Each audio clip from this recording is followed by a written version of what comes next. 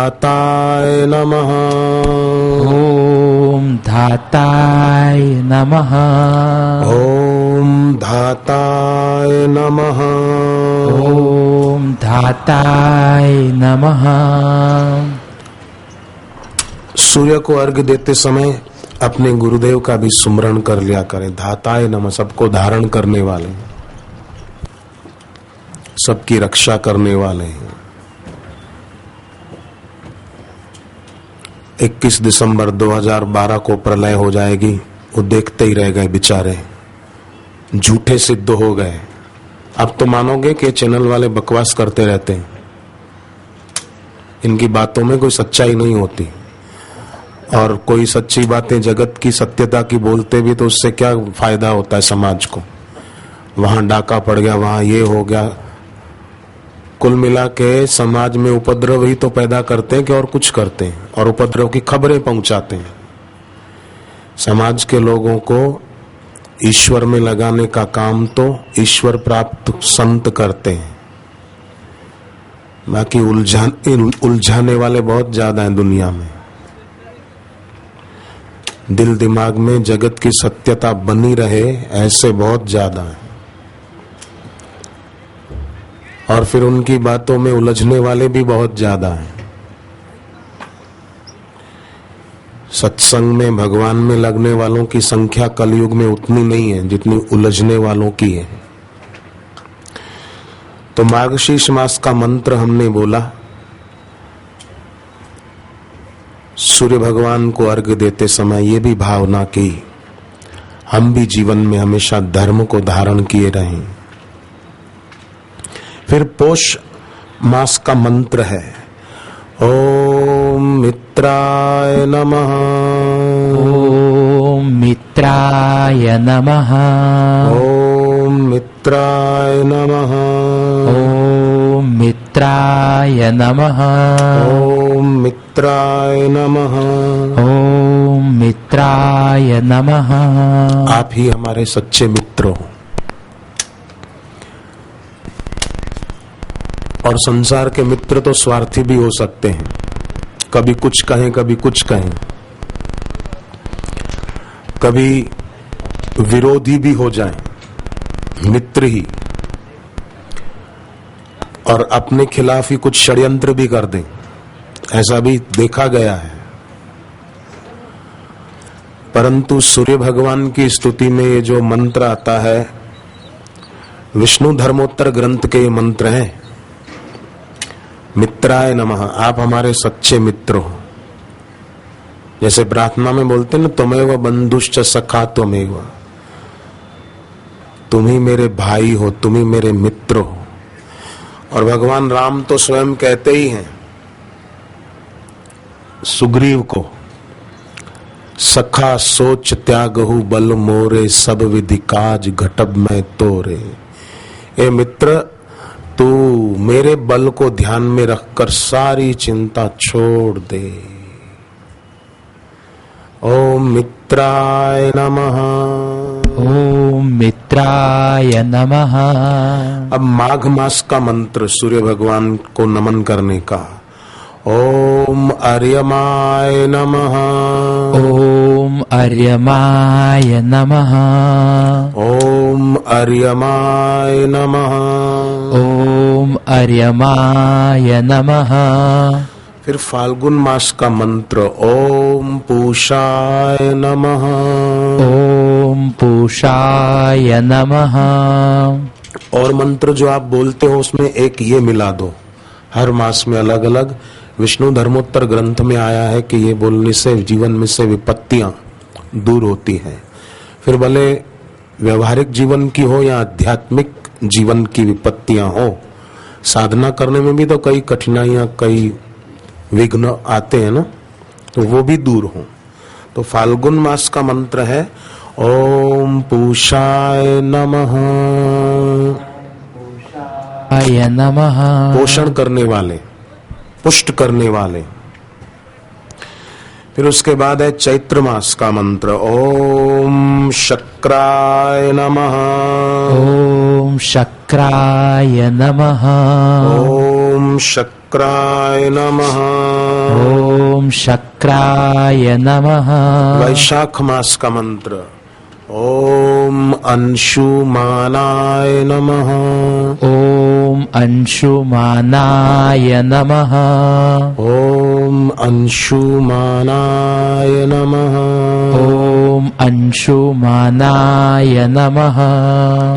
ज्येष्ठ मास का मंत्र ओम वरुणाय नमः। ॐ वरुणाय नमः। ओम वरुणाय नमः। ॐ वरुणाय नमः। ओम वरुणाय नमः। ॐ वरुणाय नमः। आषाढ़ मास का मंत्र ओम भगाय नमः। ॐ भगाय नमः। ओम भगाय नमः। ॐ भगाय नमः। सावन के महीने का मंत्र ओम त्वष्टाय नमः। ॐ त्वष्टाय नमः। ओम त्वष्टाय नमः। ॐ त्वष्टाय नमः।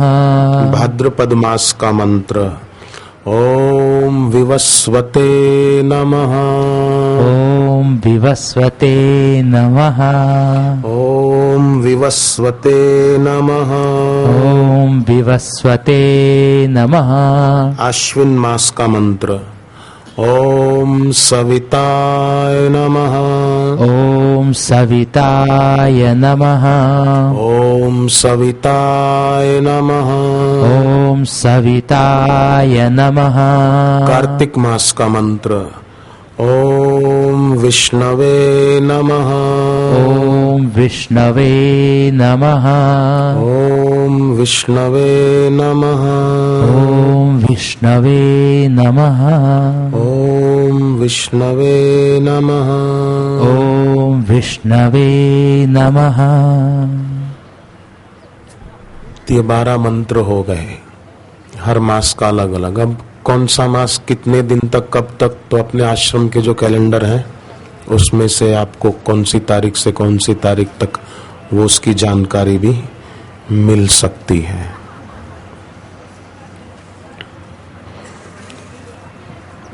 जीवन का एक एक क्षण बहुत बहुमूल्य है। हाथ से मानो सोना तो क्या कीमती है, उससे भी कोई कीमती धातु, प्लेटिनम से भी कोई कीमती धातु हो तो समझो हर क्षण अपने हाथ से वो लोग गंवा रहे हैं जो जीवन में ईश्वर को महत्व नहीं देते हैं। मैं कहता रहता हूं कि लोगों की आंख में बनी हुई अपनी छवि की कोई कीमत नहीं है। आप में से कोई ऐसे भी होंगे कि जो सत्संग में आते हैं या पूर्णिमा पर आते हैं तो कुछ लोग बोलते होंगे कि क्यों जाते हो, क्या जरूरत है, हर महीने जाने की क्या जरूरत है।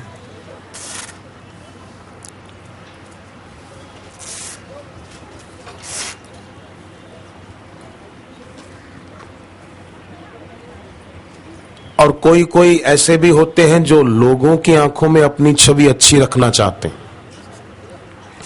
लोग हमारे लिए गलत न बोलें बस। हकीकत में लोगों की आंखों में अगर किसी की छवि अच्छी भी हो गई तो कब तक रहेगी, उसकी आंख कब तक देखेगी या वो व्यक्ति कब तक रहेगा, और हमारा शरीर कब तक रहेगा। इसलिए ईश्वर और गुरु की आंख में हमारी छवि कैसी है ये बात महत्व की है। उनकी आंख में हम कैसे हैं, उनकी नजरों में हम कैसे हैं।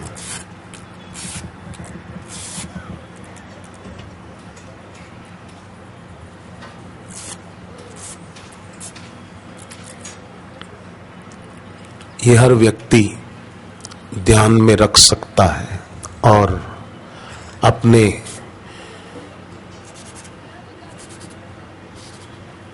आराध्य, अपने गुरु हैं उनको कई लोग सांसारिक उपलब्धियों का साधन मानते हैं, जबकि वो साध्य है, साधन नहीं है कि उनसे हम मांगते रहें, ये दे कर दो, वो कर दो।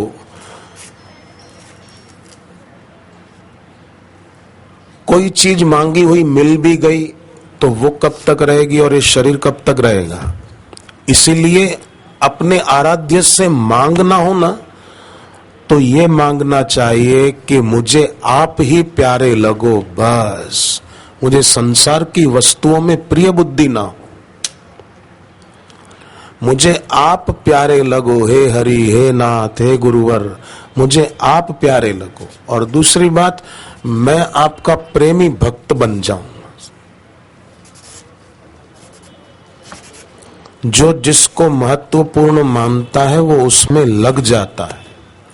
विलासी आदमी संसार को, संसार के भोगों को महत्वपूर्ण मानते हैं तो उसमें लगे रहते हैं, और भक्त सत्संग को, भक्ति को, सेवा को महत्वपूर्ण मानते हैं तो उसमें लगे रहते हैं।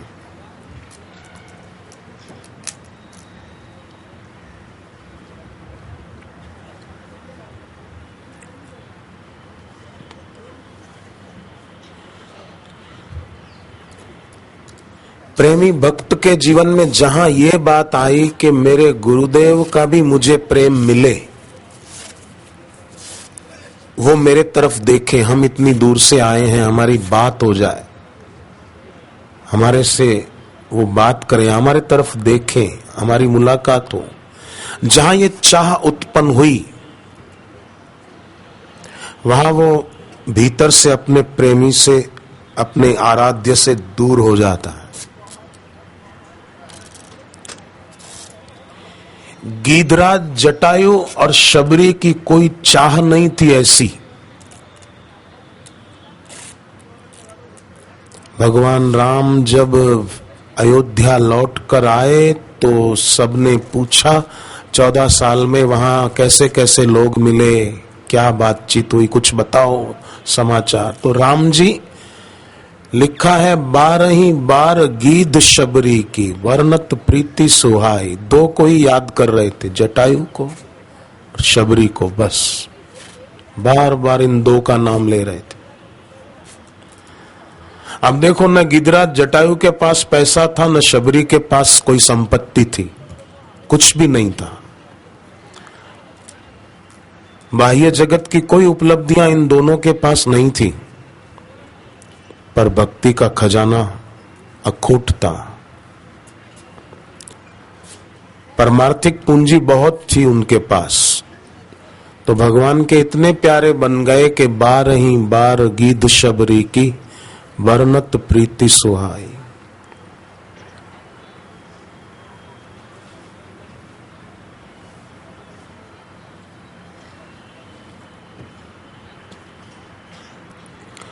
हनुमान जी की भी सेवा और प्रीति की प्रशंसा राम जी बार बार करते हैं। गिरिजा जासु प्रीति सेवकाई, बार बार प्रभु निज मुख गाई। तो लोगों की आंख में हमारी छवि का कोई मूल्य नहीं है, ईश्वर और गुरु की आंख में हमारी क्या छवि है। गिदराज की छवि कैसी थी, शबरी की छवि भगवान राम की नजरों में कैसी थी, हनुमान जी की छवि कैसी है। गिरिजा, शिव जी कहते हैं, गिरिजा जासु प्रीति सेवकाई, बार बार प्रभु निज मुख गाई।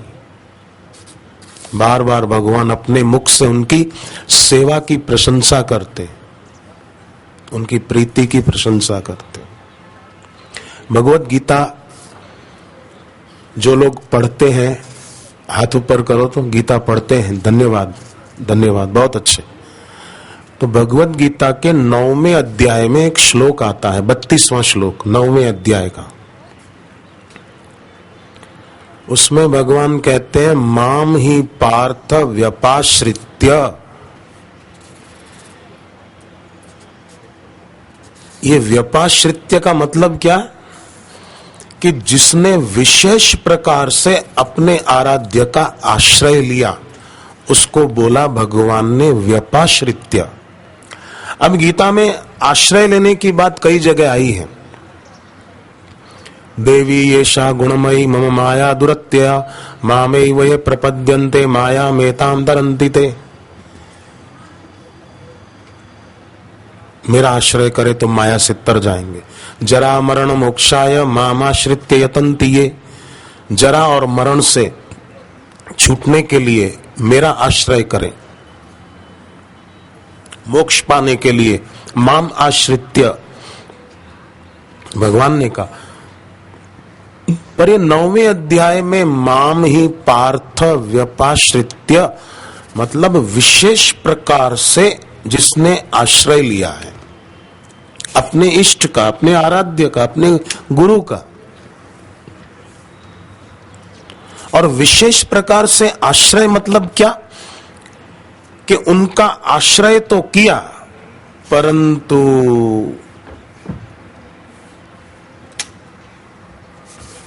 उनके आगे कोई अपनी मांग नहीं रखी। ये विशेष प्रकार का आश्रय है।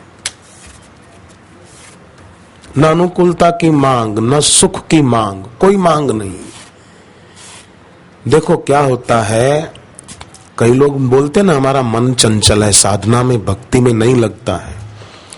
तो मन की चंचलता का भास तब तक होता है जब तक भक्त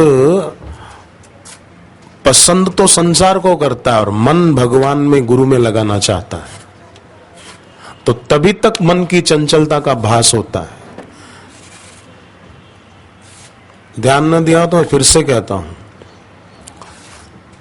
पसंद संसार को करते हैं, वस्तु, व्यक्ति, सुविधा, संपत्ति आदि को, और मन लगाना चाहते हैं ईश्वर में, गुरु में।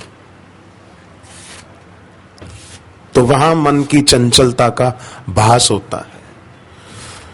तो जहां मन लगाना चाहते हैं उसी को अगर पसंद कर लिया तो मेरा मन चंचल है, ये प्रश्न खत्म हो जाएगा। और ये वो कर पाएगा जो व्यपाश्रित्य, गीता के 9वें अध्याय के अनुसार व्यपाश्रित्य हो जाए। माम ही पार्थ व्यपाश्रित्य।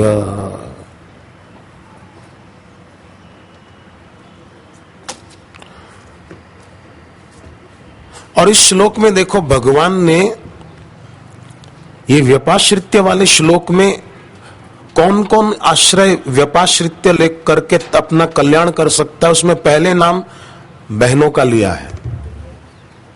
आप 9वें अध्याय का 32वां श्लोक पढ़ो, ये पहली लाइन माम ही पार्थ व्यपाश्रित्य ये अपि स्यु पापयो नयः स्त्रियों, पहले आगे अगले चरण में स्त्री शब्द पहले कहा है, क्योंकि बहनों में भावना खूब होती है। पर कई बार कई बहनें बेचारी 16 से 25-30 साल तक की उम्र में भावना के प्रभाव में कई बार वो बहनें बह भी जाती हैं। इसलिए बहन शब्द का मतलब ही ये होता है बह न, बहना नहीं, वो बहन बह जाए किसी के भाव में, किसी के कुविचारों के प्रभाव में, वो बहन नहीं है।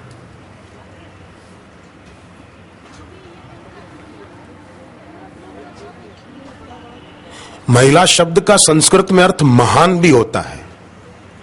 महान, महिला मंडल जैसे होता है ना, कई बहनें भाई महिला मंडल चलाती है, श्री आशा रामायण का पाठ करती है। महिला मंडल, महिला का एक अर्थ महान होता है। तो महान महिला, महान बहन कौन, कि जो बह न जाए, जिसके ऊपर किसी का प्रभाव न पड़े, कोई भी प्रभावित कर जाए, वो भाई कैसा, वो बहन कैसी, जिस किसका प्रभाव हम पर पड़ जाए, किस लिए, क्यों। साधक वो होता है जिसके ऊपर सदगुरु के सिवाय और किसी का प्रभाव नहीं पड़ता, वो साधक होता है। वस्तु का प्रभाव पड़ गया, व्यक्ति का प्रभाव पड़ गया, वस्तु का लोभ सता रहा है, व्यक्ति का प्रभाव पड़ गया तो व्यक्ति में मोह हो गया और अविवेकी हो गए। नहीं, साधक वो है जिस पर गुरु का ही प्रभाव, नहीं तो वो साधक नहीं है। फिर तो क्या है, वो चलती फिरती कब्र है। जैसे कब्र के ऊपर कलर तो अच्छा किया हुआ है, अंदर सड़ा हुआ मांस और हड्डियां हैं सड़ी हुई, बिच्छू घूम रहे हैं अंदर, चलती फिरती कब्रें हैं वो, कि बाहर से रंग रूप अच्छा रखा है, कपड़े बढ़िया पहने हैं, पार्लर में जाकर सज धज के आ गए, पर कब्र पर जैसे कलर कर दिया और कुछ नहीं है।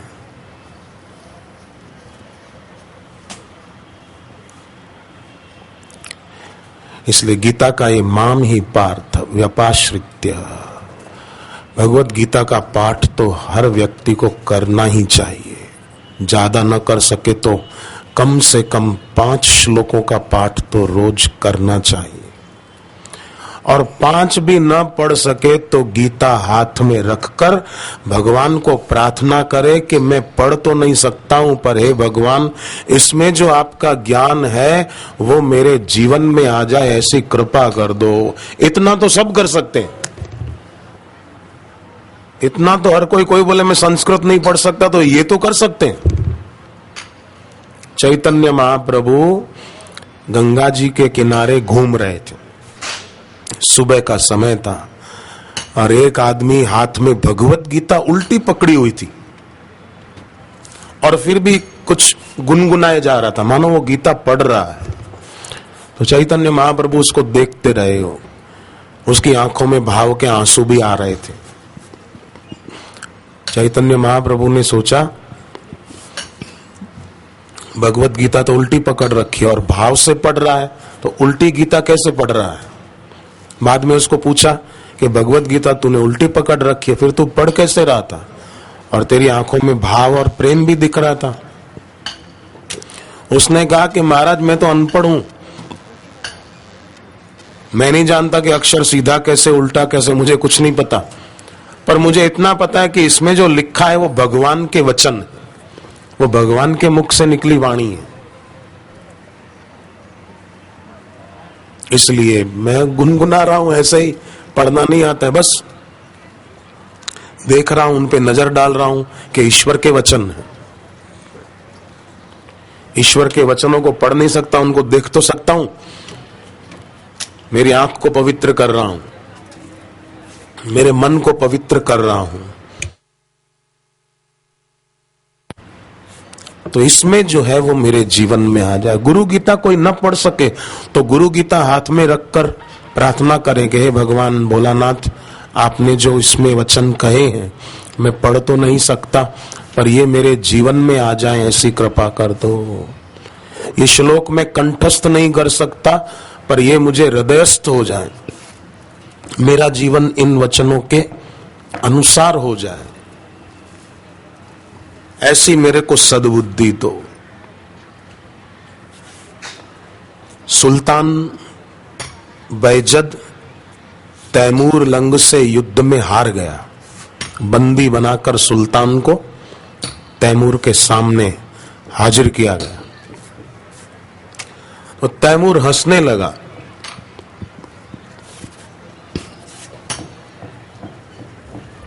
सुल्तान बैजद ने कहा कि हंसो मत, अपनी छोटी सी जीत पर इतना इतराओ मत।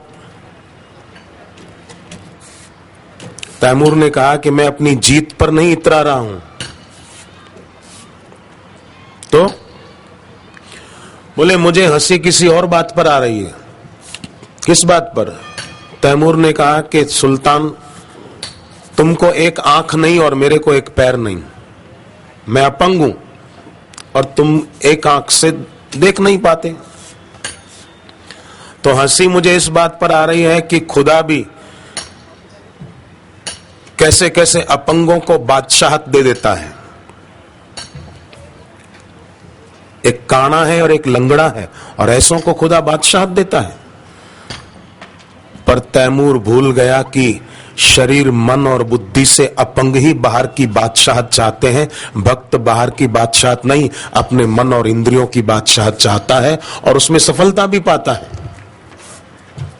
भक्त नहीं चाहता, अपंग ही दुनिया की बादशाहत चाहेगा और उसको पाकर खुश हो जाएगा, 2 उंगलियां दिखाता रहेगा कि मैं जीत गया। जीत गया बाहर की दुनिया में, ईश्वर की दुनिया में नहीं। ईश्वर की दुनिया में नहीं जीत। ईश्वर की दुनिया में वो जीता हुआ माना जाएगा जिसने अपने मन और इंद्रियों पर प्रभुत्व पाया। नेता लोग भाषण में तो कह देते हैं कि सच्चा नेता वो है जो अपने शासन काल में कोई अच्छा काम कर जाए, परंतु हम तो वो नेता हैं जो शासन काल में अच्छा काम नहीं, हर दिन हम अच्छा काम करते हैं। भाषण करने से क्या हो जाता है? भाषण करने में सफलता पाकर ही तो नेता बने। सब ऐसे नहीं होते हैं,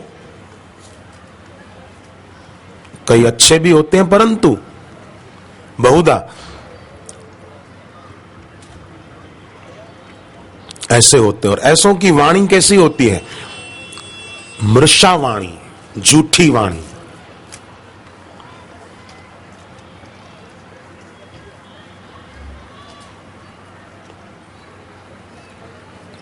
कलुषित वाणी।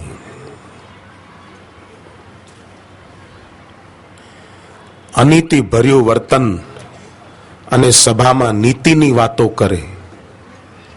खुद का जीवन अनीति से भरा है और सभा में नीति की बातें करते हैं। खैर,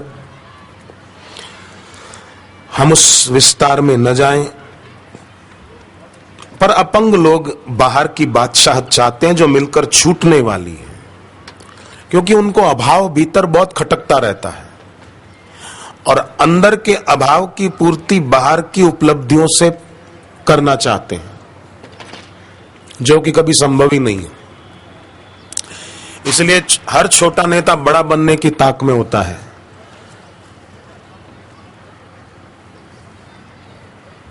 एमएलए बन जाऊं, एमएलए सोचेगा एमपी बन जाऊं, एमपी सोचेगा मिनिस्टर बन जाऊं, मिनिस्टर सोचेगा चीफ मिनिस्टर बन जाऊं, चीफ मिनिस्टर सपना देखेगा मैं प्राइम मिनिस्टर बन जाऊं।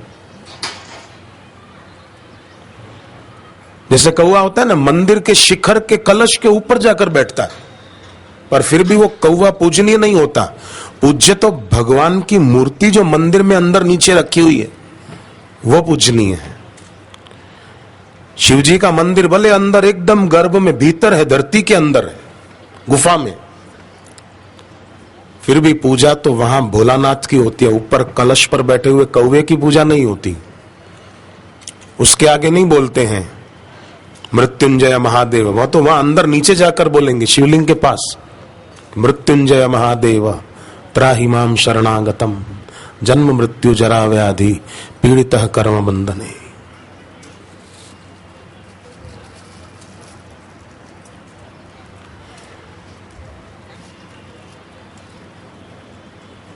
तो वीर वो है जो अपनी इंद्रियों पर प्रभुत्व पा सके।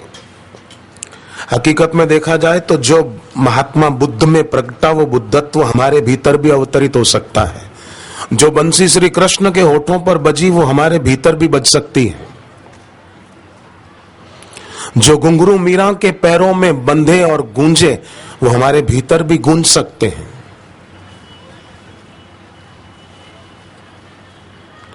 जो करताल सौराष्ट्र के नरसिंह मेहता ने उठाई और ईश्वर को प्रकट कर दिया उसके द्वारा कीर्तन करके, वो हम भी कर सकते हैं। संभावनाएं सबकी बराबर है, वास्तविकताएं सबकी बराबर नहीं है। संभावना सबकी एक, और वास्तविकता संभावना वास्तविकता नहीं हो पाती। क्यों? क्योंकि अपने को बहुत कमजोर मान रखा है। क्या करें, मैं तो गरीब हूं, मेरा भाग्य ऐसा है, मैं लाचार हूं, मेरा तो कोई नहीं है। क्या करें, हम तो बहुत अकेले हैं इस दुनिया में, बहुत दुखी हैं, बाप रे बाप, बहुत दुख देखे हमने। अपने को बहुत छोटा मान रखा है। किताब पर कीमत 2 रुपया लिखी होगी, 20 रुपया कौन देगा? ईश्वर ने तो कहा ईश्वर अंश जीव विनाशी ममैवांशो जीवलोके, पर कोई व्यक्ति अपने को इतना लाचार मोहताज मानता है, समझता है। आत्महीनता।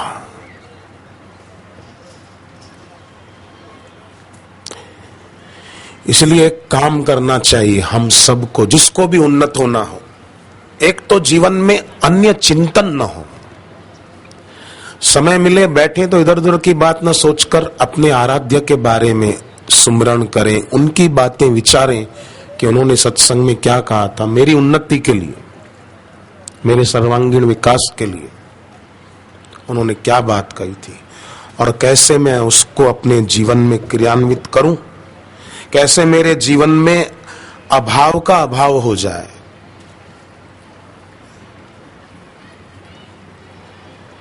ये तो कर सकते हैं, परंतु वही बात है कि अपनी अक्ल इंसान को जब तक आती नहीं, दिल की परेशानी पूरी तब तक जाती नहीं है। बाकी भगवान राम का तो वचन है कि वचन काय मन मम गति जाही, स्वप्ने बूझिय विपत्ति की ताही। मतलब वचन मन और कर्म से जिसकी मेरे तरफ ही गति है, मेरा ही आश्रय है, व्यपाश्रित्य, स्वप्ने बूझिए विपत्ति की ताही, उसको स्वप्ने में भी विपत्ति का सामना नहीं करना पड़ता। विपत्तियां खड़ी करने वाले कई खड़ी करेंगे, कुप्रचार करने वालों ने कितनी विपत्तियां खड़ी करनी चाहिए समाज में, पर क्या हुआ? बच्चे आपस में बातें कर रहे थे कि निंदा करने वाले कैसे होते हैं। एक बच्चा बोला निंदा करने वाले ऐसे होते हैं कि जैसे एक चींटी, बच्चों की बातें देखो, बच्चे भी कैसी बातें करते हैं कि एक चींटी ऑटो रिक्शा में बैठी पर एक पैर बाहर रखा, तो रिक्शा चालक ने कहा ए चींटी पैर अंदर रख, चोट लगेगी। उसने कहा नहीं, मैंने पैर बाहर रखा इसलिए मैं हाथी को लात मार के गिराना चाहती हूं। वह चींटी, उसका पैर कितना, वो हाथी को लात मार के गिराना चाहती। निंदकों को, आलोचकों को पता नहीं है कि हवाओं के चलने से पहाड़ों में सुराख नहीं हुआ करते।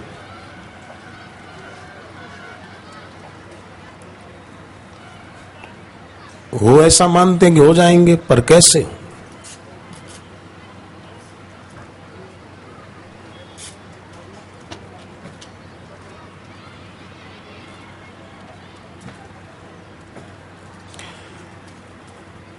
एक गुरु का भक्त था, उसका नाम था उत्तंक। उसके गुरुदेव का नाम था आयोधौम्य।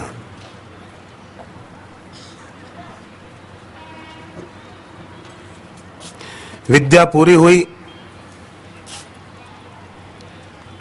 गुरुदेव से कहा कि मैं आपको गुरु दक्षिणा में क्या दूं। गुरुजी बोले कि मेरी कोई इच्छा नहीं है, मुझे कुछ नहीं चाहिए। बोले नहीं गुरुजी, फिर भी मैं आपको दक्षिणा देना चाहता हूं।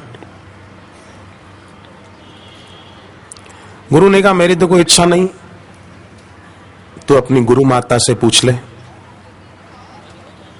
गुरु जी की जो धर्म पत्नी,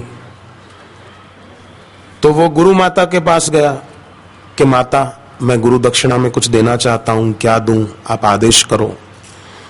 तो गुरु माता ने कहा कि राजा पौष्य की रानी ने जो कुंडल पहने हैं, वो कुंडल आज से चौथे दिन पुण्यक नामक व्रत के अवसर पर वो कुंडल पहनकर मैं ब्राह्मणों को भोजन कराना चाहती हूं। अगर तुम वो ला सको तो ले आओ। उत्तंक चल पड़े राजा पौष्य के पास। उनकी पत्नी ने देखा कि एक गुरु का भक्त आया है और मैं मना कैसे करूं।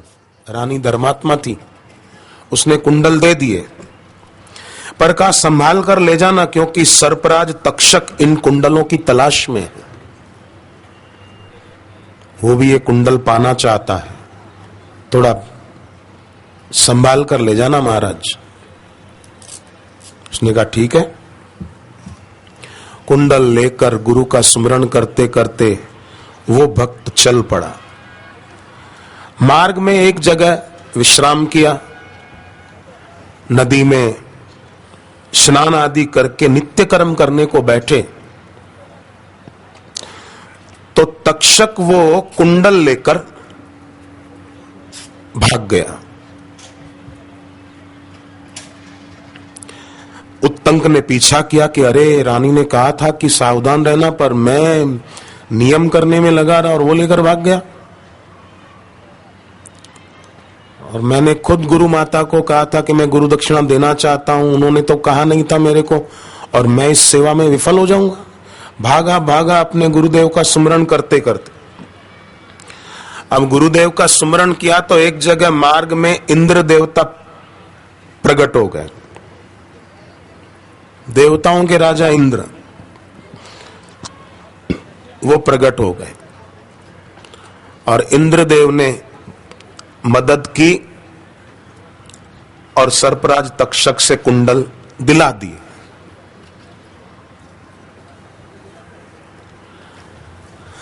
अब देखो, जब कुंडल लेकर उत्तंक अपने गुरुदेव के आश्रम में पहुंचा है, गुरु माता को वो दिए हैं और सारी बात सुनाने लगे। गुरु ने कहा कि बेटे, मैंने तेरे से पहले ही तेरी गुरु माता को कह दिया था, तो पूछ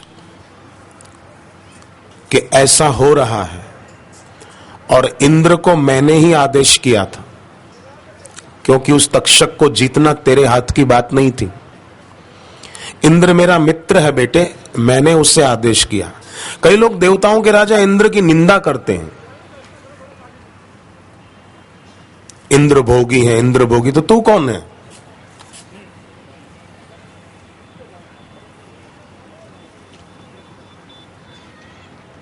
इंद्र देवता है, देवों की निंदा क्यों करना?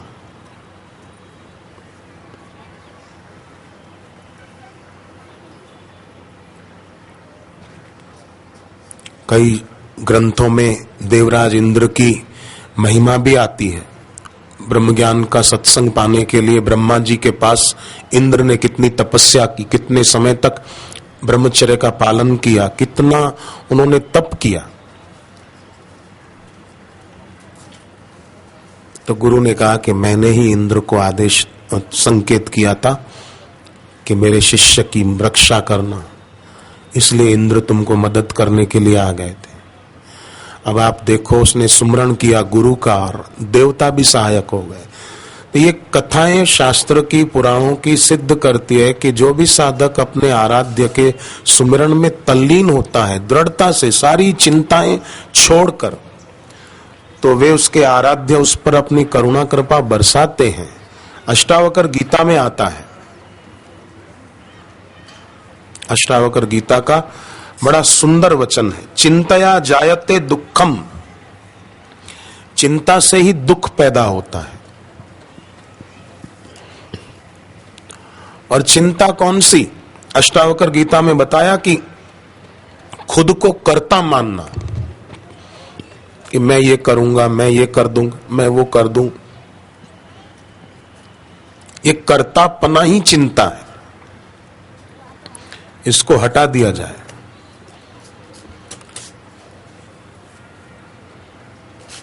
कि मैं कुछ नहीं और मेरा भी कुछ नहीं। हरिओम तत्सत, बाकी सब गपशप।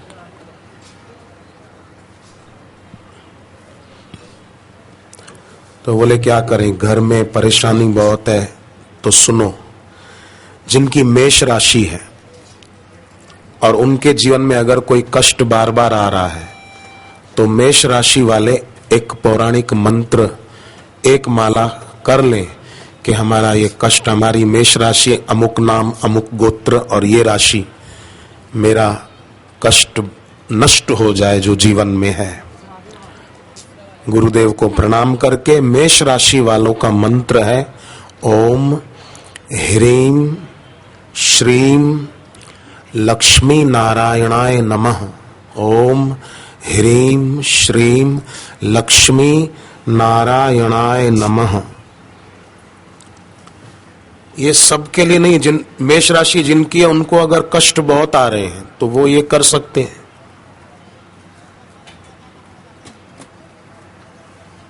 मैं तो कहूं गुरु मंत्र का जप कष्ट नष्ट करने के लिए न जपें, गुरु मंत्र का जप तो मेरी भक्ति बढ़े, मेरा कल्याण हो जाए।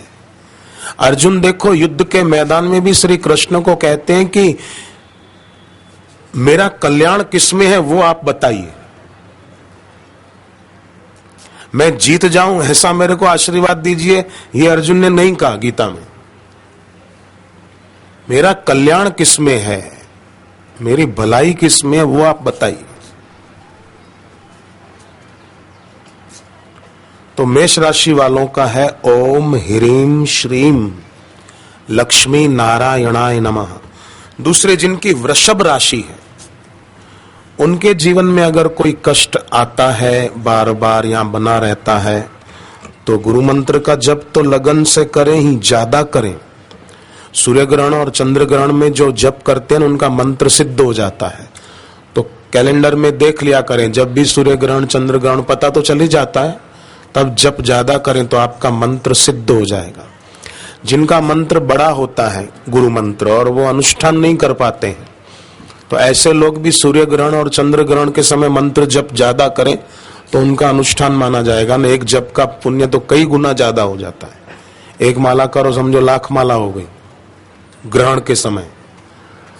तो ऐसे लोग ग्रहण के समय जप खूब करें, पुण्यदायी तिथियों में जप खूब करें, तो उनका मानो अनुष्ठान जितना जप तो हो ही जाएगा, उससे ज्यादा भी हो जाएगा।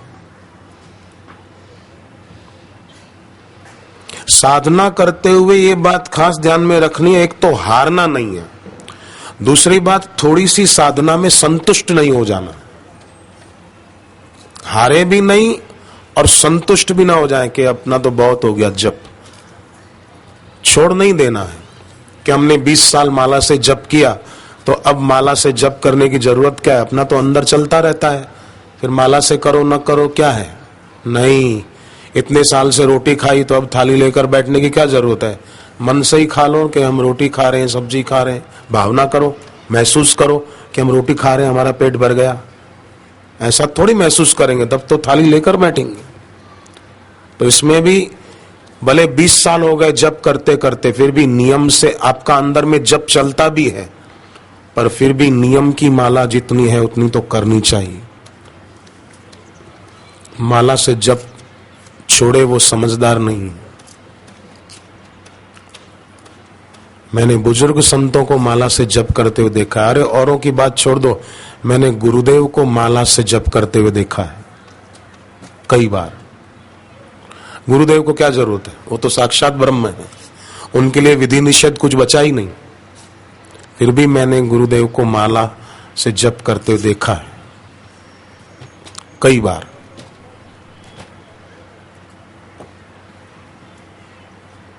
देखा है मतलब ऐसा नहीं कि मैं कोई गुरुजी के कमरे में झांक कर देखता हूं कि गुरुजी क्या कर रहे हैं। तो सेवा में कई बार ऐसा अवसर मिला तो उसमें भी दर्शन हुए।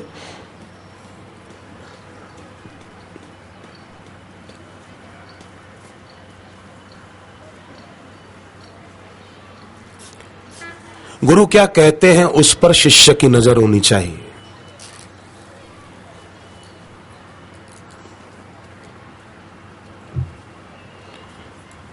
गुरु क्या करते हैं, गुरु कैसे वस्त्र पहनते हैं, गुरु क्या खाते हैं, उधर शिष्य की नजर न हो। शिष्य की नजर इस पर हो कि मेरे गुरु जी ने क्या कहा, मुझे क्या आदेश दिया, सत्संग में क्या कहा, हमको हमारी उन्नति के लिए गुरु जी ने क्या कहा, हम वो करें बस। लक्ष्मण जी की तरह राम जी के कितने पास रहते थे। राम जी कब उठते हैं, कब सोते हैं, क्या खाते हैं, कितना खाते हैं, सब लक्ष्मण जी को पता था। फिर भी लक्ष्मण जी की श्रद्धा कैसी थी। एक बार तो लक्ष्मण जी को राम जी ने कहा कि लगता है कामदेव, सीता जी की जब पहली मुलाकात हुई तो राम जी कहते हैं लगता है कामदेव मेरे पर आक्रमण करने के लिए आ रहा है। ऐसा सुनकर भी लक्ष्मण जी की श्रद्धा में 4 चांद लगे, डोली नहीं। कैसा लक्ष्मण जी का प्रेम। राम जी के लिए कोई कुछ अपशब्द बोलता तो परशुराम जैसे अवतारी पुरुषों उनको भी लक्ष्मण जी ने सुना दी। परशुराम जी ने कहा ना आकर के ये धनुष किसने तोड़ा, गुस्सा करने लगे। कहु जड़ जनक धनुष के ही तोड़ा, सहस्त्र बाहु सम सो रिपु मोरा। वो सहस्त्र बाहु के समान मेरा शत्रु है। लक्ष्मण जी आए, बोले प्रभु परशुराम जी को कहा, बचपन में हमने कई धनुष तोड़ के फेंक दिए, तब तो आप आए नहीं, आज कैसे आ गए? बचपन में ऐसे कई तोड़ दिए। तो लक्ष्मण जी से सहन नहीं। जनक राजा ने कहा कि धरती वीरों से खाली हो गई, तो लक्ष्मण जी उठ खड़े हुए कि मेरे प्रभु आदेश करें तो मैं ये धनुष, तो क्या ये धनुष जिस जनकपुरी में पड़ा है, पूरी जनकपुरी को उठाकर गेंद की तरह घुमाकर फेंक सकता हूं। ये धनुष तो मेरे लिए कुछ भी नहीं है। तो ऐसे थे लक्ष्मण जी। साधक भक्त भी ऐसा वीर हो, हृदय की दुर्बलताओं को त्यागने वाला हो, जो है उधर नजर रखने वाला हो, जो नहीं है उधर से उसकी उपेक्षा करने वाला हो। एक आदमी ने नोकिया का सबसे बड़ी स्क्रीन वाला फोन खरीदा, मोबाइल। तो दोस्त ने पूछा कि ये सबसे बड़ी स्क्रीन वाला खरीदने का क्या मतलब, इतने पैसे क्यों बिगाड़ रहे हो? उसने कहा कि मैं देखना चाहता हूं कि नोकिया का फोन ऑन करते समय ये जो दो लोग हाथ मिलाते हुए दिखते हैं, कौन है, इनको देखना चाहता हूं। इसलिए बड़ी स्क्रीन वाला फोन लिया कि दोनों दिख जाएं। अब जो है ही नहीं उसको तू बड़ी स्क्रीन वाला फोन लेकर भी क्या देख पाएगा? उस पे भी दो हाथ ही दिखेंगे तेरे को। तो मूढ़ आदमी उसी में लगा रहता है जो नहीं है, जिसका कोई अस्तित्व नहीं है, जो था नहीं और रहेगा भी नहीं, उसी में आसक्त होता रहता है। शरीर था भी नहीं पहले और बाद में रहेगा भी नहीं, पर उसी के प्रति आसक्ति होती है। संसार की चीजें थी भी नहीं, रहेगी भी नहीं, और उसी में लगे रहते हैं। पर बुद्धिमान विवेकी साधक जो ईश्वर थे, हैं और रहेंगे, उनके नाम की दीक्षा गुरु से लेकर उसके जप में लग जाते हैं। तो वृषभ राशि जिनकी है उनका मंत्र है, वृषभ राशि वालों का, ओम गोपालाय उत्तर ध्वजाय नमः। ओम गोपालाय उत्तर ध्वजाय नमः। ओम गोपालाय उत्तर ध्वजाय नमः। फिर जिनकी मिथुन राशि है, उनके जीवन में अगर कठिनाई और कष्ट बार बार आते हैं तो उनको ओम क्लीम कृष्णाय नमः, ओम क्लीम कृष्णाय नमः, ओम क्लीम कृष्णाय नमः मिथुन राशि का मंत्र है। जिनकी कर्क राशि है उनका मंत्र ओम हिरण्य गर्भाय अव्यक्त रूपिणे नमः। ओम हिरण्य गर्भाय अव्यक्त रूपिणे नमः। मंत्र बोलकर जप करके तुरंत खड़े नहीं हो जाना चाहिए, शांत बैठना चाहिए। या प्रार्थना की तो फिर प्रार्थना करके तुरंत खड़े मत हो जाओ, उत्तर आने दो जरा।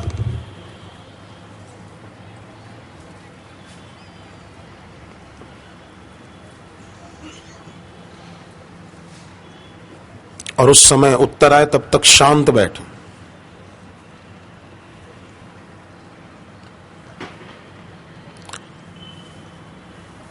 तो अपने आप उनकी प्रेरणा होगी, कुछ ऐसा होगा कि बिगड़ी बाजी संवर जाए। तो कर्क राशि का ओम हिरण्य गर्भाय अव्यक्त रूपेण नमः। सिंह राशि का ओम क्लीम ब्रह्मणे जगद्धाराय नमः। ओम क्लीम ब्रह्मणे जगद्धाराय नमः। जगत को धारण करने वाले ओम। ये मंत्र शास्त्रोक्त है, किसी के उपजाए हुए नहीं है, काल्पनिक नहीं है। ओम क्लीम ब्रह्मणे जगद्धाराय नमः। कन्या राशि जिनकी है उनके जीवन में अगर समस्याएं आती हैं तो उनका है ओम नमो प्रीम पीतांबराय नमः।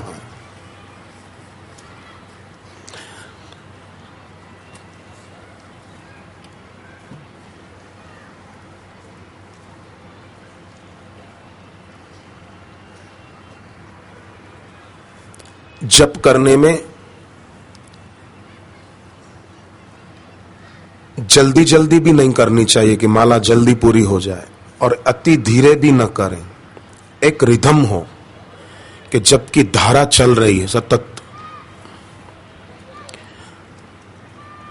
मनोराज होता हो अगर जप करने में, मनोराज मतलब मन में इधर उधर के ख्याल आते हो, तो बीच बीच में श्वास छोड़ दिया और उड़ियान बंद कर लिया, पेट को अंदर की ओर खींचे रखा। इससे स्वाभाविक मनोराज से मुक्ति मिल सकती है। अपने इष्ट, अपने गुरु के चित्र के तरफ देखते हुए जप करें, बीच बीच में आंख बंद कर ली, फिर खोल के उनकी तरफ ही देखते रहे, फिर बंद कर ली। ऐसा करने से भी मनोराज से मुक्ति मिल सकती। और जप मनोयोग पूर्वक होगा, ऐसा जप। और जिसका जप मनोयोग पूर्वक होता है ना, उसके जीवन में परिणाम बहुत जल्दी आता है, बढ़िया, शुभ।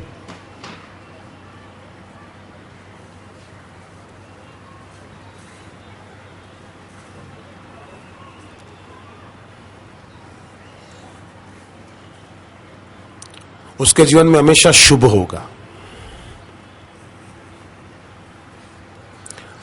संसार में लोगों को लाभ होता है, कई साधक नहीं है, सत्संगी नहीं है, भक्त नहीं है, जप नहीं करते, एकादशी को उपवास नहीं करते, ऐसे लोगों को भी बाह्य लाभ तो हो जाता है, पर वो लाभ शुभ नहीं होता। शुभ की छाया में जो लाभ हो वही सच्चा लाभ होता है। तो साधकों को जो लाभ होता है वो शुभ की छाया में होता है। और लाभ केवल पैसों का ही नहीं होता है, मन में अंतर में समता आ गई, विवेक बढ़ा, वैराग्य बढ़ा, संसार का राग छूटा, ये क्या कम लाभ है?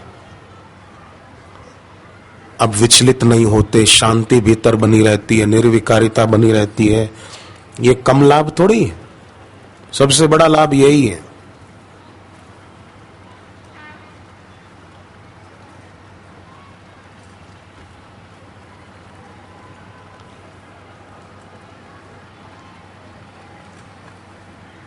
इस लाभ के तरफ जिसकी महत्व बुद्धि है वो ईश्वर की दृष्टि में महत्वपूर्ण माना जाता है। रुपयों के लाभ के तरफ ही जिसकी महत्व बुद्धि है वो ईश्वर की दृष्टि में बहुत तुच्छ आदमी है, तुच्छ प्राणी है। केवट के पास क्या रुपया था बताओ, नाव चला के गुजारा करता था, पर ईश्वर की आंखों में उसकी छवि कैसी थी? केवट मीत कहे सुख मानत, केवट को मित्र कहते राम जी।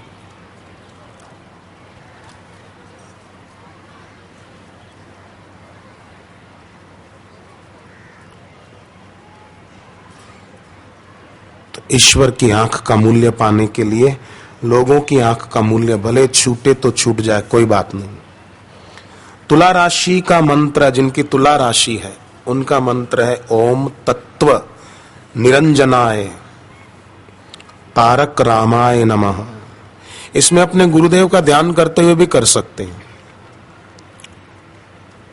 ओम तत्व निरंजनाय तारक रामाय नमः। वृश्चिक राशि जिनकी है, ओम नारायणाय सुरसिंहाय नमः। ओम नारायणाय, मेरे गुरुदेव साक्षात नारायण है। ओम नारायणाय सुरसिंहाय, देवों के स्वामी। मेरी इंद्रियों में भी देवत्व आ जाए, मेरे मन में देवत्व आ जाए, मेरी बुद्धि में देवत्व आ जाए। ओम नारायणाय सुरसिंहाय नमः।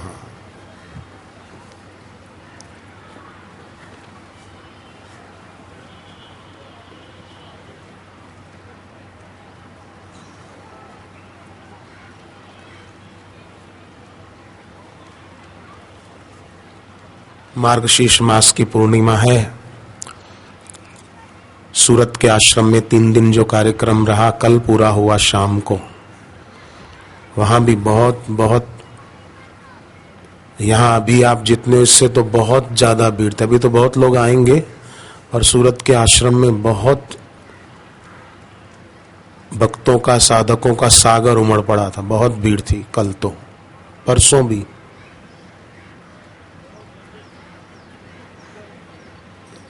मुंबई कार्यक्रम दिया गुरुदेव ने 30 तारीख से, फिर भी सूरत के आश्रम में, मुंबई सूरत पास में ही है, 3-4 घंटे का रास्ता है बस, फिर भी सूरत के आश्रम में इस बार भीड़ बहुत थी, क्योंकि गुरुदेव के पास जो है उसकी प्यास सभी को है। संसार में तृप्ति का कोई साधन ही नहीं है। संसार तृप्ति का आश्वासन देता है पर अतृप्ति बनाए रखता है। कभी किसी को तृप्ति होती नहीं दुनिया में, और सत्संग की जगह पर आकर बैठने से सारी अतृप्तियां नष्ट हो जाती है, जैसे सूरज उदय होने पर ओस की बूंदें नष्ट हो जाती हैं।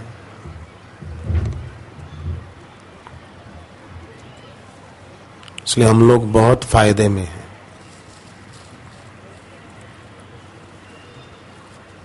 सच्चा फायदा यही है कि व्यक्ति के अंतर्मन से संसार की इच्छाएं, कामनाएं कम होती जाए, जब तक बढ़ता जाए और भगवत संबंधी पुण्यों की पूंजी बढ़ती जाए, और इधर उधर की बातों में ना आए, प्रभावित न हो जाए। एक ज्योतिषी ने किसी को कहा, राजा के मंत्री को, कि तुम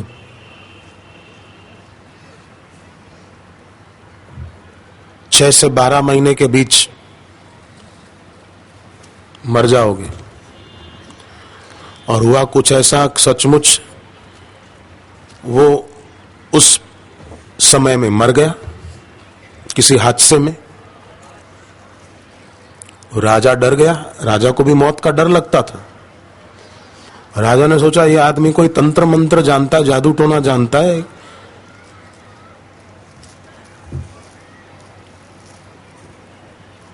इससे मेरी मृत्यु के बारे में जानकर फिर इसी को मैं खत्म करा दूं, कहीं ऐसा ना हो मेरे लिए कुछ करे और मैं मर जाऊं। बुलवाया उसको, षड्यंत्र कर रखा था कि इसको मार देंगे, पहले मैं पूछ लूं मेरी मृत्यु कब है। राजा ने कहा, सच बताओ मेरी मृत्यु कब है। ज्योतिषी भी राजा के मन को थोड़ा भांप गया था।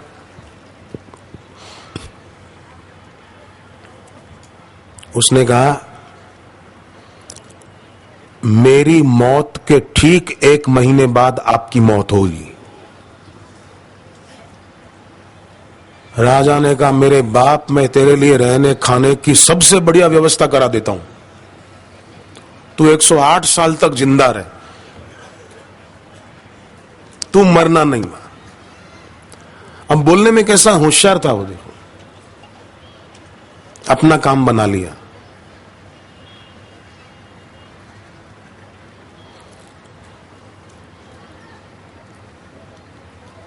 तो ऐसे जो लोग होते हैं दूसरों को प्रभावित करने का ही काम करने वाले, उनसे भक्त दूर रहता है।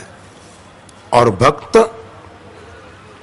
भावा भाव विकारश्च स्वभावादिति निश्चयी निर्विकारो गतक्लेश। भक्त क्या होता, कैसा होता है? अष्टावकर जी कहते हैं, भाव अभाव, जन्म मरण, अनुकूलता प्रतिकूलता, ये सब प्रकृति का खेल है। भावा भाव विकारश्च, कितनी सुंदर बात अष्टावकर जी कहते हैं जनक को। भावा भाव विकारश्च स्वभावादिति निश्चयी निर्विकारो गतक्लेश सुखे नैवोपशाम्यति। उसके क्लेश नष्ट हो जाते हैं, वो निर्विकार हो जाता है। निर्विकारो गतक्लेश, कोई क्लेश नहीं रहता। जैसे लोग बोलते हैं ना, हमारे घर में क्लेश बहुत है, पर ये जान लें, ज्ञान का विचार, तुलसी मिटे न वासना बिना विचारे ज्ञान। भावा भाव विकारश्च, सब प्रकृति का खेल है, होता रहता है। कहीं कोई जन्मा, कहीं किसी की मृत्यु हुई, किसी के जीवन में अनुकूलता आई, किसी के जीवन में प्रतिकूलता आई, किसी ने पैसा खूब कमाया, किसी ने पैसा बेचारे ने कुछ कमाया, घाटा हो गया। भावा भाव विकारश्च स्वभावादिति निश्चयी निर्विकारो गतक्लेश सुखे नैवोपशाम्यति। वो सुख पाता है, ऐसा सुख जिसके परिणाम में दुख नहीं है, जिसके परिणाम में ईश्वर है। और संसारी आदमी ऐसा सुख पाता है और पाना चाहता है जिसके परिणाम में दुख है और नरकों की यातना है। ऐसा सुख चाहता है। यही संस्पर्शजा भोगा दुख योनय एवते। ऐसा सुख किस काम का? भक्त योग वशिष्ठ में 5 बातें बताई है, 5 सूत्र दिए। मुदिता, भक्त खुद आनंद में रहता है, हमेशा टेंशन में नहीं, तनाव में नहीं, आनंद में। हाई बीपी लो बीपी को दूर से राम राम, नो एंट्री का बोर्ड घर पे, आ ही नहीं सकती मेरे पास।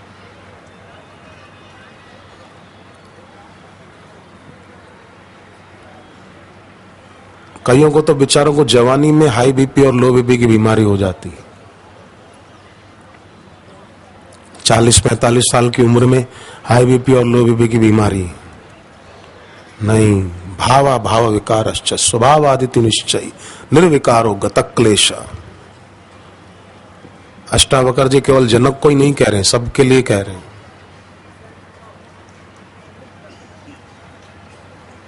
उपाय जरूर करें कोई सरल, ऐसे जैसे मैं मंत्र कई शास्त्रों के बता रहा हूं आपके, हर राशि का, पर उसको महत्व देना ही नहीं है। महत्व तो ज्ञान को दें, भक्ति को दें। ईश्वर और गुरु की आंख में हमारी छवि केवट, शबरी और मीरा की तरह की बने, गिरिराज जटायु जैसी बने।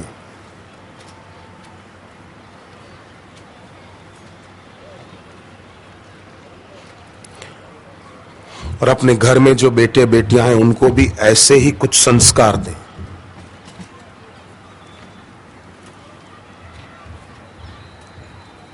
शेख चिल्ली की बातों में न पड़े। पुलिस वाले ने कहा ये गाय और बछड़ा किसका है? एक खेत में घुस गई गाय और उसका बछड़ा। तो एक लड़का बोला कि साहब बछड़ा किसका है ये मैं बता सकता हूं। किसका है? बोले बछड़ा इस गाय का है। गाय किसकी है ये पता नहीं साहब मेरे को। अब इन बातों में क्या रखा है, क्या हो जाएगा इससे? तो संसार में लोगों की बातें ऐसी ही है। बछड़ा किसका है? बोले बछड़ा इस गाय का है। ऐसी बातों में न पड़ के, मतलब जिनकी जगत में सत्य बुद्धि, ऐसे लोगों की बातों में न पड़ के, जिनकी ईश्वर में सत्य बुद्धि, ऐसे गुरुदेव के वचनों को हृदयस्थ करके उन्नत होते जाएं। और आपका तो सौभाग्य है, यहाँ आसपास हर महीने गुरुदेव का सत्संग दर्शन का लाभ मिल ही जाता है। कभी कहीं इधर इस इलाके में थोड़ी थोड़ी दूरी पर ही।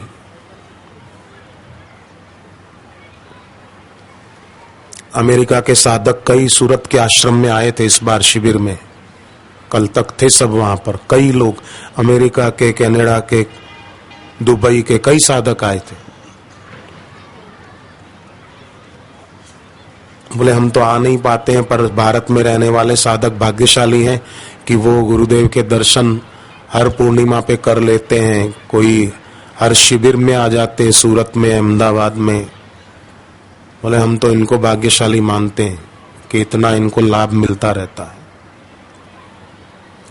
पर कई बार कोई चीज आसानी से मिल जाती है तो आदमी उसकी कदर भी नहीं करता। पर जो समझदार होते हैं वो इन बातों का वर्ण कर लेते हैं। वेद में आया भद्रम वै वरम वृणते। बुद्धिमान अपने जीवन में श्रेष्ठ का वर्ण कर लेते और स्वयं भी उन्नत होते हैं, अपने संपर्क में आने वालों को भी उन्नत करते चलते हैं।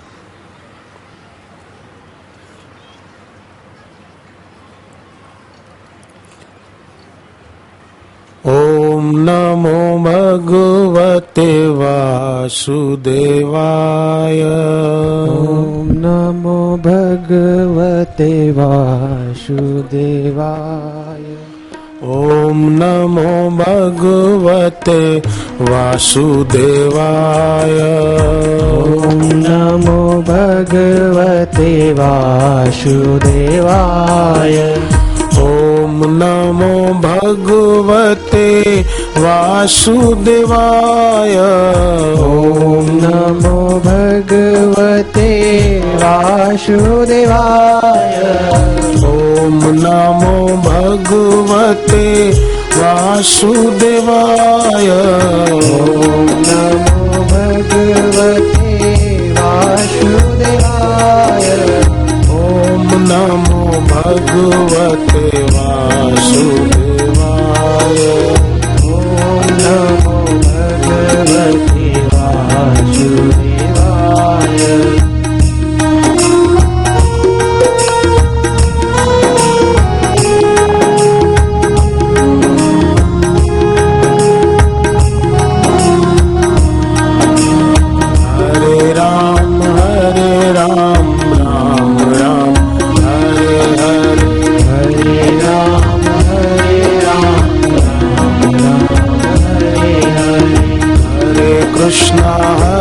कृष्णा कृष्णा कृष्णा हरे हरे। हरे कृष्णा कृष्णा कृष्णा हरे हरे।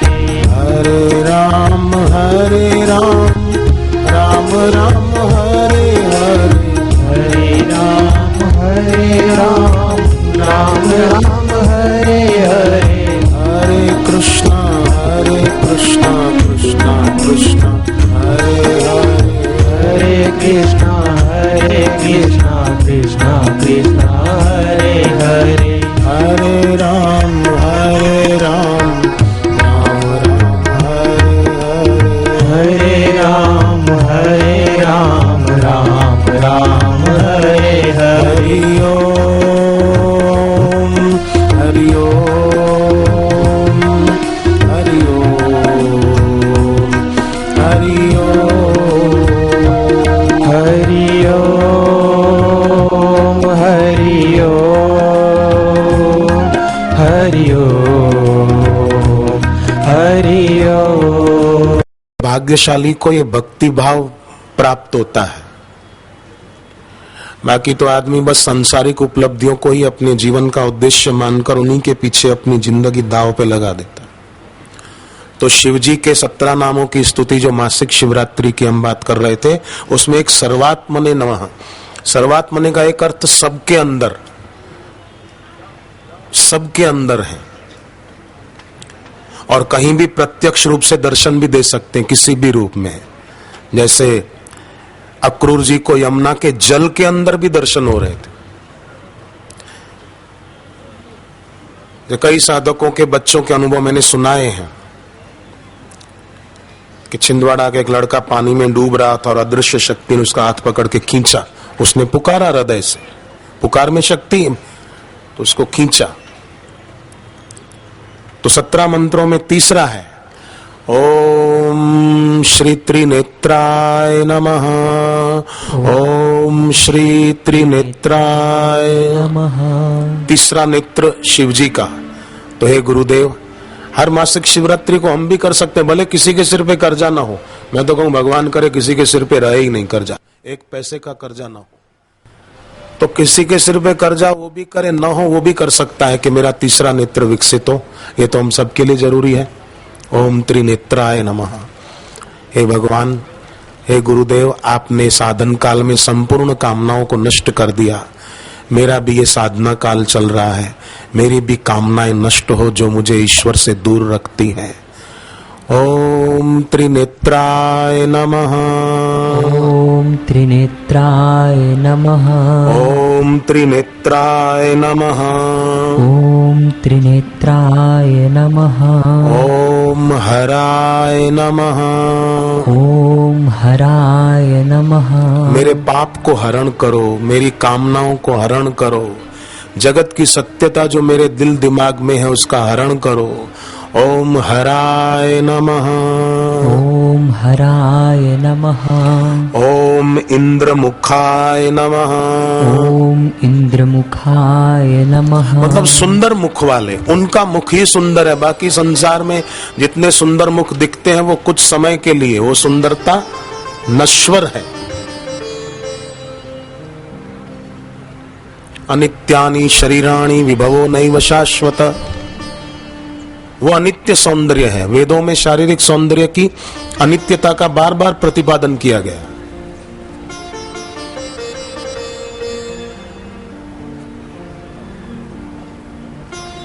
फिर भी विवेक के अभाव में वीतरागता के अभाव में लोग किसी के प्रति भी आकर्षित हो जाते।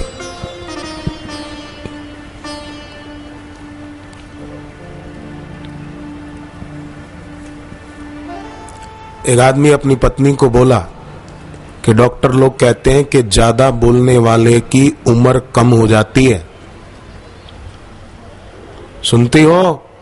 हाँ हाँ सुन रही हूं। ज्यादा बोलने वाले की उम्र कम हो जाती है।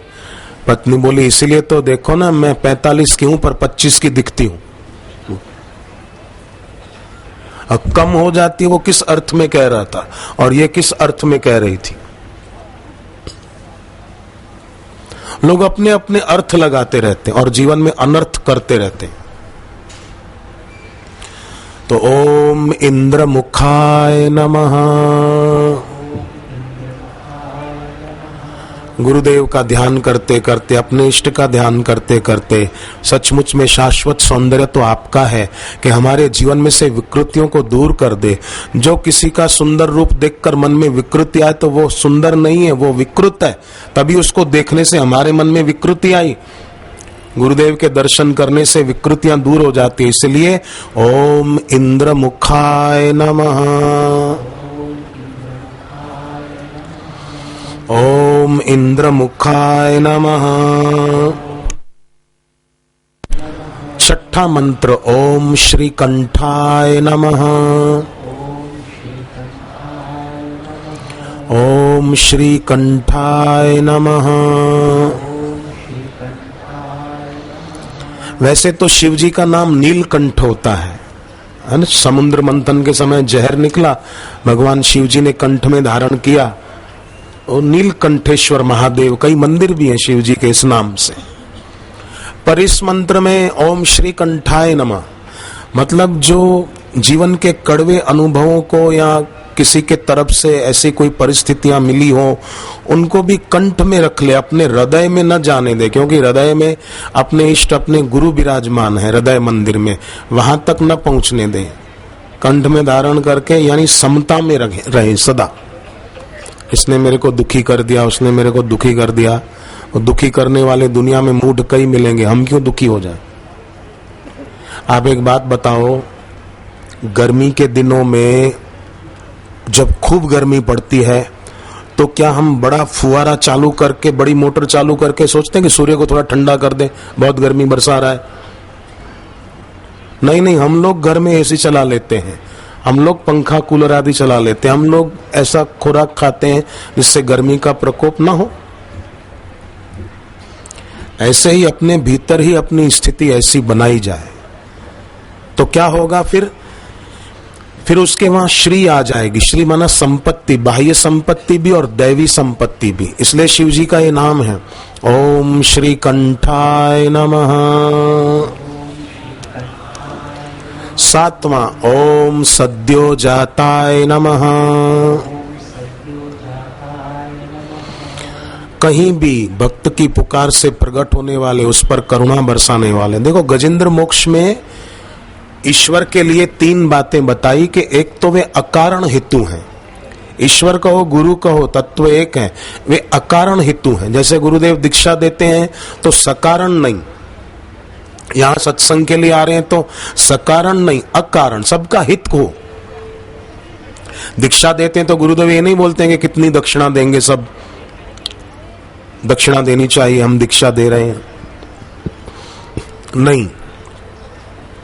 या तुम पढ़े लिखे हो कि नहीं, पैसे वाले हो कि नहीं, नहीं नहीं, अकारण, बस दीक्षित साधक का कल्याण हो। दूसरी बात, वो अत्यधिक दयालु है।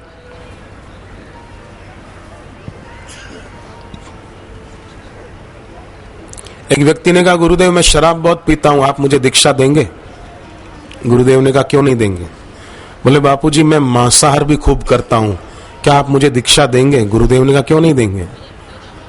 तो क्या बापू आप मुझे छोड़ने को नहीं कहोगे कि छोड़ दे शराब और मांसाहार? गुरुदेव ने कहा मैं नहीं कहूंगा, मैं तो दीक्षा दूंगा, वो जप करोगे तो अपने आप छूट जाएगा, क्योंकि परमार्थिक सुख मिलेगा, उस सुख का आकर्षण छूट जाएगा, वो सुख है ही नहीं।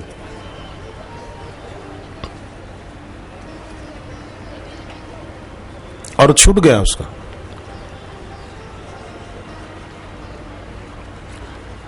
ओम सद्यो जाताय नमः।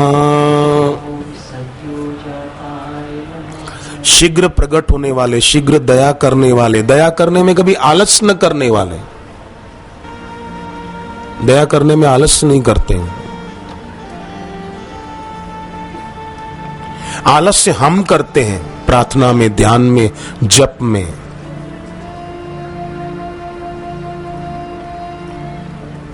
वो नहीं करते। ओम वामदेवाय नमः। ओम वामदेवाय नमः। ओम वामदेवाय नमः। ओम वामदेवाय नमः। ओम अघोर हृदयाय नमः। ओम अघोर हृदयाय नमः। हमारे अंतःकरण में से घोर दुखों को और जो आपसे हमें दूर रखते हैं उन कर्मों को हमारे हृदय से दूर करने वाले ओम अघोर हृदयाय नमः। ओम अघोर हृदयाय नमः। ओम अघोर हृदयाय नमः। ओम अघोर हृदयाय नमः। ओम तत्पुरुषाय नमः। ओम तत्पुरुषाय नमः। जैसे शिव गायत्री में आता है, शिव गायत्री बोलना साथ में। ओम तत्पुरुषाय विद्महे। ओम तत्पुरुषाय विद्महे। महादेवाय धीमहि। महादेवाय धीमहि। तन्नो रुद्रः प्रचोदयात्। तन्नो रुद्रः प्रचोदयात्। ये महादेव गायत्री है। तत्पुरुषाय, वह पुरुष जो सबके अंदर में है, भाइयों के हृदय में, बहनों के हृदय में। तत्पुरुषाय, वो जो सबके हृदय में विराजमान है। ओम तत्पुरुषाय नमः। ओम तत्पुरुषाय नमः। गुरुदेव के चरणों में प्रेम क्या है? केवल गुरु गुरु और दूसरों से द्वेष करते रहे, अपने भाई से, अपनी बहन से, अपने गुरु भाई से, अपनी गुरु बहन से, खुद को गुरु जी की नजरों में अच्छा साबित करने के लिए दूसरों को गिराने का दाव पेच लड़ाते रहे। नहीं नहीं, प्रेम है दूसरों की आंख में स्वयं को देखना, इसका नाम प्रेम। अपनी आंखों से स्वप्नों की धूल का हट जाना, इसका नाम प्रेम है। जैसे रात्रि का स्वप्न, इसे जागृत का स्वप्न, रात्रि का स्वप्न थोड़ी देर का, जागृत का स्वप्न वर्षों का। तो सपनों की धूल हटे, इसकी सत्यता हटे और अपने गुरु की, अपने इष्ट की सत्यता दिखे। ओम तत्पुरुषाय नमः। ओम तत्पुरुषाय नमः। ओम तत्पुरुषाय नमः। ओम तत्पुरुषाय नमः। ओम ईशानाय नमः। ओम ईशानाय नमः। ईशान दिशा के स्वामी, पूर्व दिशा और उत्तर दिशा के बीच ईशान कौन पड़ता है? ईशान दिशा। पूर्व में इंद्र, उत्तर दिशा के स्वामी कुबेर। इंद्र वैभवशाली, कुबेर धन के भंडारी।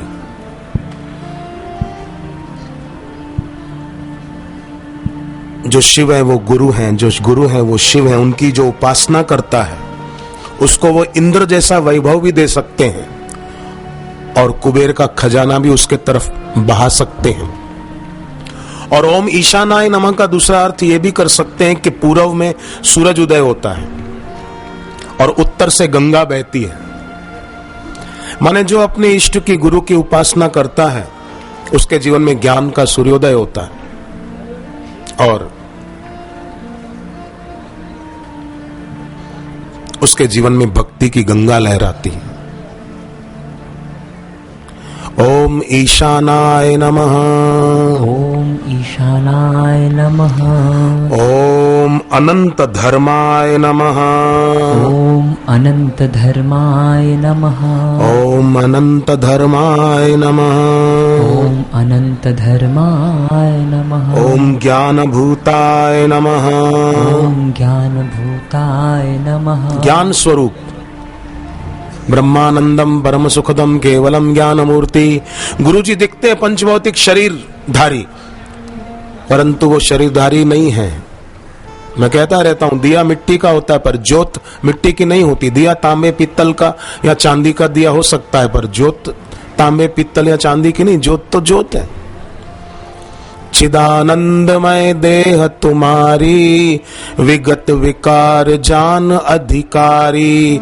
कोई अधिकारी जान पाता है, सब नहीं जान पाते। अपने सदगुरु को अधिकारी जान पाएगा कि मेरे गुरु दिखते हैं नर रूप में,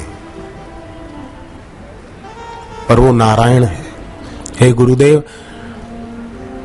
मैं आपसे एक ही चीज मांगता हूं कि बस मुझे आप प्यारे लगने लगो और मैं आपका प्रेमी भक्त बनूं।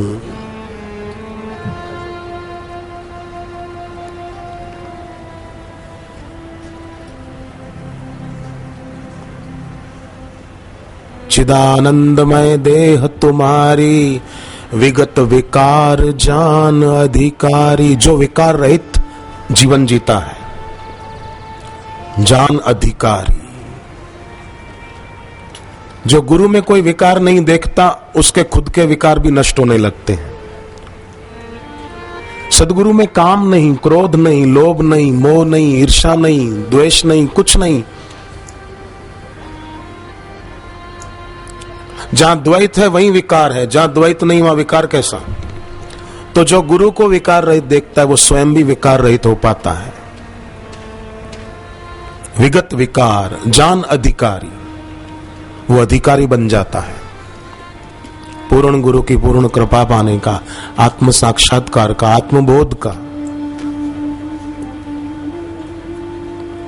तो मुझे आप प्यारे लगो हे हरि, हे प्रभु, हे गुरुवर, मुझे आप प्यारे लगो। मेरी प्रिय बुद्धि आप में हो, वस्तुओं में, व्यक्तियों में ना हो, और मैं आपका प्रेमी भक्त बनूंगा।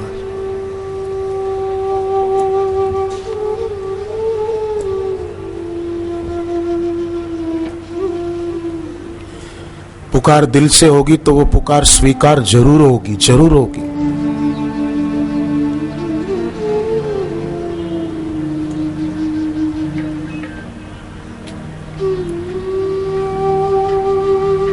हृदय पावन होगा इस पुकार मात्र से।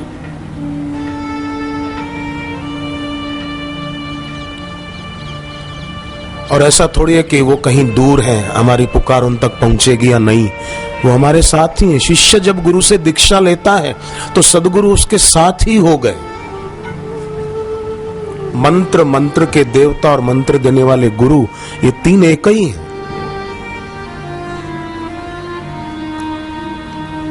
बार बार, दिन में एक बार, दो बार, तीन बार नहीं, जब भी मौका मिले, हे मेरे आराध्य देव, एक तो मैं आपको सांसारिक उपलब्धियों का साधन न मानूं, और दूसरा मुझे आप प्यारे लगो, मैं आपका प्रेमी भक्त बन जाऊं। मेरे अंदर जगत की सत्यता नहीं, आपकी सत्यता का बोध हो जाए।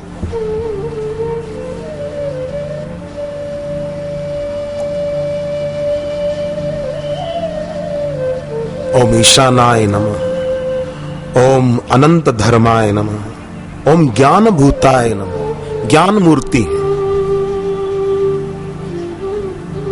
ज्ञान स्वरूप।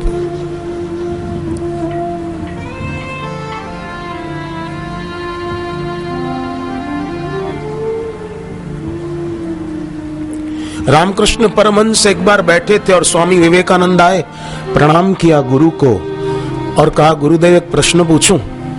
बोले हाँ पूछो। गुरुदेव आप कौन हैं? यही मेरा प्रश्न है। रामकृष्ण देव ने आंख बंद कर ली, कुछ उत्तर न दिया। थोड़ी देर बाद फिर आंख खोली। विवेकानंद जी ने हाथ जोड़ के कहा, गुरुदेव मैंने प्रश्न पूछा था, आप कौन हैं? रामकृष्ण देव ने कुछ नहीं कहा।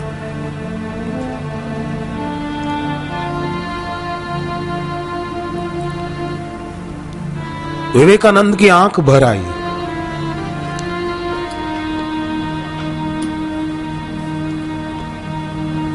और आंखें छलक भी गई। रामकृष्ण देव ने आंख बंद कर ली। विवेकानंद ने थोड़ी देर के बाद जब गुरुदेव ने फिर से आंखें खोली तो फिर से वही प्रश्न किया, गुरुदेव आप कौन हैं? तब रामकृष्ण देव इतना ही बोले, राम कृष्ण, फिर चुप हो गए। और विवेकानंद ने गुरुदेव के चरणों में दंडवत प्रणाम कर दिया कि मैं समझ गया कि मेरे गुरुदेव कौन है।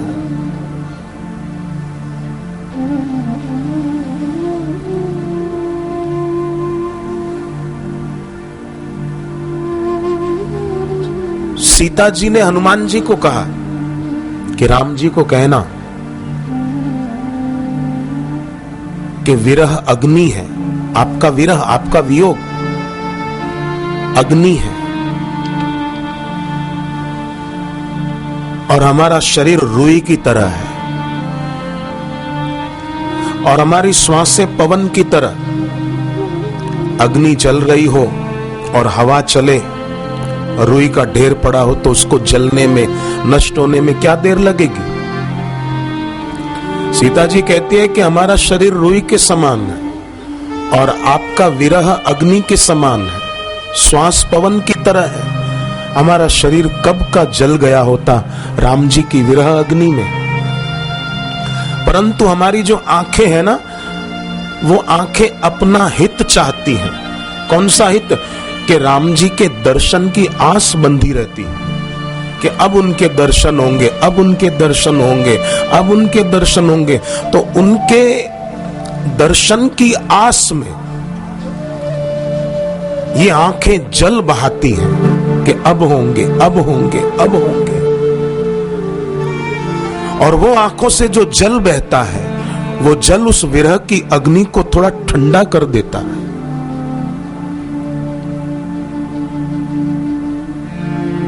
पर तुलसीदास जी कहते हैं ये भक्ति भी भाग्यशाली को मिल पाती है। बड़े भाग और आ वहीं जासु।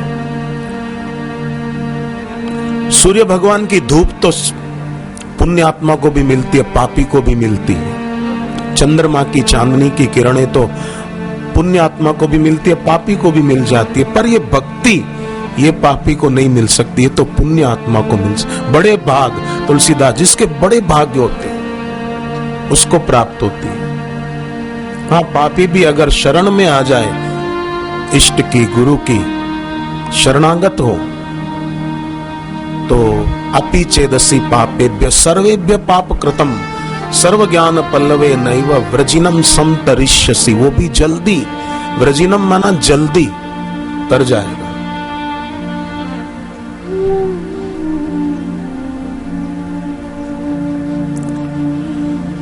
तो ओम अनंत धर्माय नमः, ओम ज्ञान भूताय नमः और शिव जी का पूजन, मासिक शिवरात्रि को जो बात चल रही थी, 14वां मंत्र ओम अनंत वैराग्य सिंहाय नमः।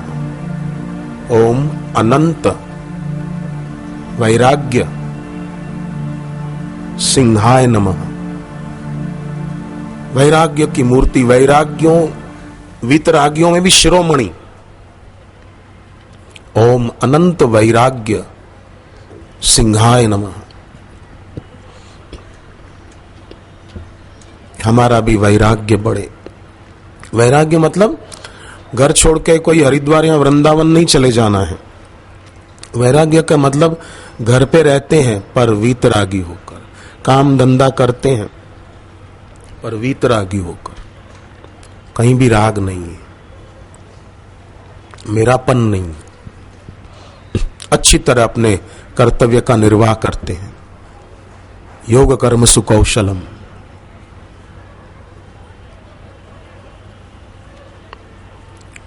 ओम अनंत वैराग्य सिंहाय नमः। 15वां मंत्र ओम प्रधानाय नमः।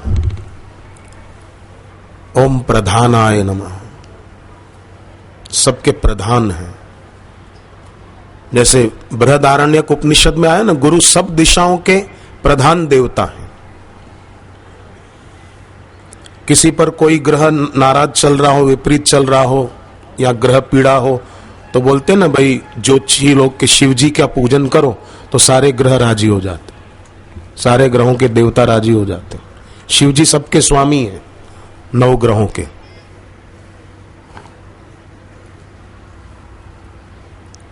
ओम प्रधानाय नमः, ओम प्रधानाय नमः, ओम प्रधानाय नमः। एक नाम ये 15वां। 16वां ओम व्योमात्मने नमः, माने आकाश की तरह व्यापक। ओम व्योमात्मने नमः, ओम व्योमात्मने नमः, ओम व्योमात्मने नमः। 17वां आखिरी ओम व्युप्त केशात्म रूपाय नमः, मतलब जिनकी जटाएं बहुत विशाल हैं, जहां गंगा जी भी खो जाए। शिव जी की जटाओं में जब गंगा ने प्रवेश किया तो गंगा जी भी खो गई, अंदर लीन हो गई। ओम व्युप्त केशात्म रूपाय नमः, ओम व्युप्त केशात्म रूपाय नमः, ओम व्युप्त केशात्म रूपाय नमः। तो हर मासिक शिवरात्रि को शाम को जब सूर्यास्त हो रहा हो उस समय एक एक बार ये बोलकर अपने इष्ट को, गुरु को प्रणाम कर ले। कर्जा जिनके सिर पर है तो शिव जी को प्रणाम करते हुए 17 मंत्र बोले कि मेरे सिर पर से भार उतर जाए, मैं निर्भर जीवन जी सकूं, भक्ति में आगे बढ़ सकूं, केवल समस्याओं को ही याद न करता रहूं, दुखी हूं दुखी हूं दुखी हूं।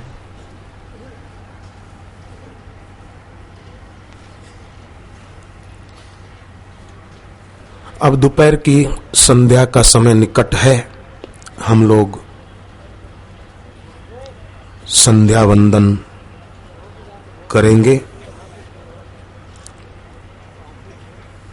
बैठे हुए थके हों तो 2-3 मिनट अपनी जगह पे खड़े होकर फिर से बैठ जाना।